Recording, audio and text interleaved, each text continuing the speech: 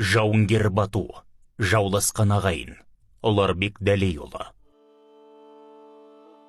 Жошы ханнан кейін қазіргі қазақ елінің қалыптасуын жылдамдатқан Бату хан. Ол жайында әлем тарихшылары аз жазған жоқ. Дегенмен, Бату ханның жаулау жорықтарынан көп қорлық көрген терістік жұрты ол жөнінде жақсы айтпайды. Немесе шынайы тарихты бұрмалап, өздерін жәбір көруші ретінде көрсеткісі келеді.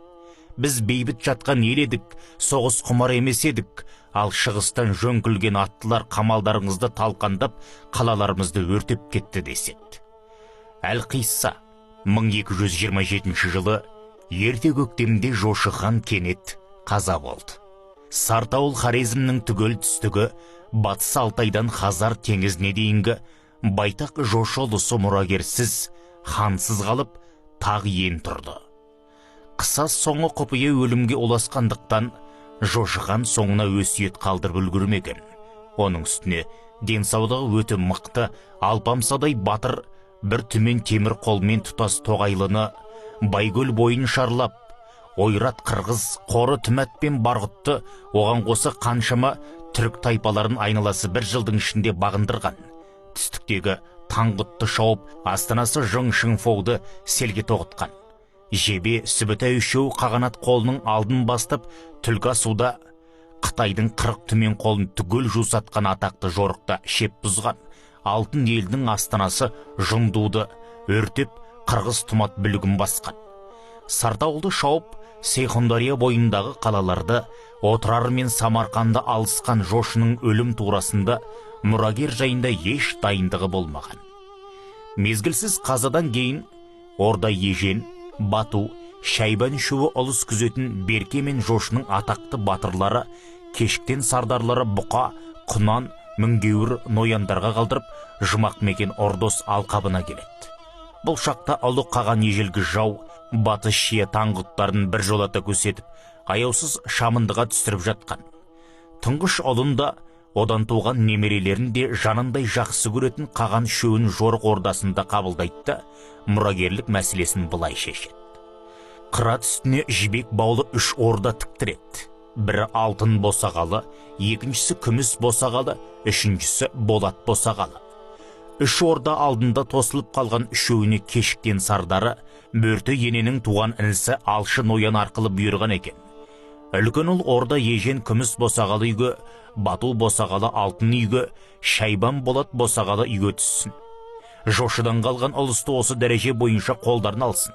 Сөйтіп 18-20 жасар шамасындағы екінші ұл Бату ханзада қаған атасының бекітуімен Жошы ұлысының мұрагері болды. 1227 жылы күзге салым Шыңғыс қаған о дүниелік болған соң, 1229 жылы сиыр жылы Керулен бойындағы Көде аралында өткен Үгетайды қаған сайлау ұлы құрылтайына қатысқан Бату жаңа қаған жарлығымен орында қалды және оған қағанаттың батыс шекарасын одан әрі ұлғайту тапсырмасын жүктеді. Алайда 1230 жылы басталған Қытайға қарсы ұлы жорыққа да қатысты. Шеп алдында қан майданда ұрыс салған жас Батудың ерлігі қағанатта ертеден-ақ аңызға айналды. 1234 жылы Жин хандығы, яғни шүршіттердің алтын патшалығы Шыңғыс тұқымдарының жойқын жорығынан соң бір жола құлады. 1235 жылы өткен ғаламды жаулау жайлы құрылтайда Бату ханға терістік рустарды Еуропаны жаулау жорығын жасауды бұйырғаны тарихтан белгілі.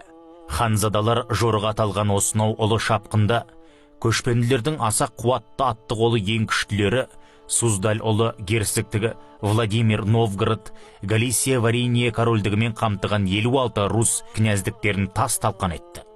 Киевті жайпап, Польша мен Венгрия даласын түгендеп, Дунай өзенін көктей өтіп, Адрия теңізінің жағасынан ат суырады. Қазір біз тамсанып отыратын Швейцария қол созымда, Австрия иек астында қалды. 62 сағалы еділ бойын шығыс Еуропаны түгелде қағанат құрамына өткізген даңқты батыр Бату ханның темір сауытты атты жасағына қарсы тұрар күш қалмаған еді. Бату жорығына дейін Еуропаны шеңгелдеген Рим папасы 9 Григорий, 2 император Фридрих қатарлы жуандар онымен әскери одақ құруға, көшпенділердің дүлей жасағын ақтап, тыныштық сақтау үшін елші жұмсады. Бату ханға төменшік пейіл көрсетіп, сауда керуендері арқылы тоғанақ құны қымбат, бағасы арзан бұйымдар жіберіп тұрды. 1242 жылы Үгетай қаған бір анадан туған ағасы Шағатаймен бірге арғы дүниеге аттанды. Өмірінің соңы ішімдікке байланып, денсаулығынан ерте айырылғаны болмаса, Үгетайдың өзі де ер жүрек батыр еді. Ол өлген соң тақ таласы туып, қанағат ішіне ала құйын өсек, желдірме аяң тараған шақта Бату хан Еуропа жақта жорықтайды. Орда ақсүйектер ішінде түрлі қайшылық туып, Қарақорымда ұлы қаған сайлау құрылтайы кешіге берді.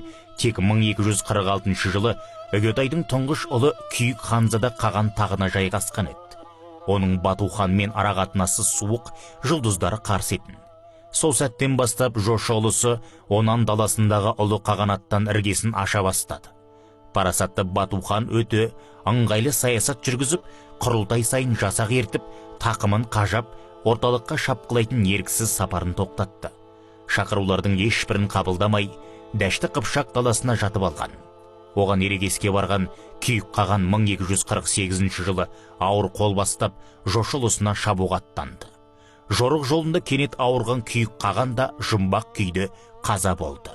Елші таңбасын бетжүздікке ұстаған француз тыңшысы Вильгельм Рубрук Күйіктің өлімін Батудан көреді.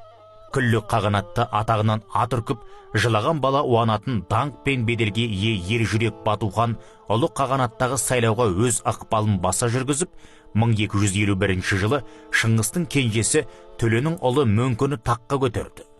Мөңке қаған арқылы Төленің тағы бір ұлы Құбылайға жасақ билігін ұстатып, тұтас Қытайды шаптырған еді. Ол ақымақ бала кейін күллі қағанатты Қытайға өз қолмен жығып берді.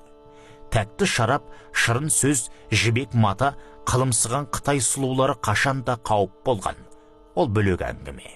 Бөртеден туған 4 ұл бала күнден 2 топқа, жошы мен Төле, Шағатай мен Үгетай болып өзара жаңжалдаса беретін.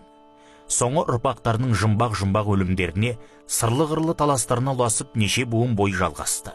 Қағанатты 40-қа бөлді. Жошы ұлысын кереметтей өркениетке, ғалам алдында биік беделге жеткізген Бату хан 1256 жылы 52 жасында Сарай Бату шәрісінде алапес ауруынан тәңір дәргейіне аттанды. Сөйтіп жошы хан басын құраған ұлыстың керегесін кеңейтіп, босағасын бекіткен Бату ханның алдында біздің де өтеуге тиісті борышымыз мол екені естен шықпауы тиіс. Соңы оқылған Қуат Ахметжан.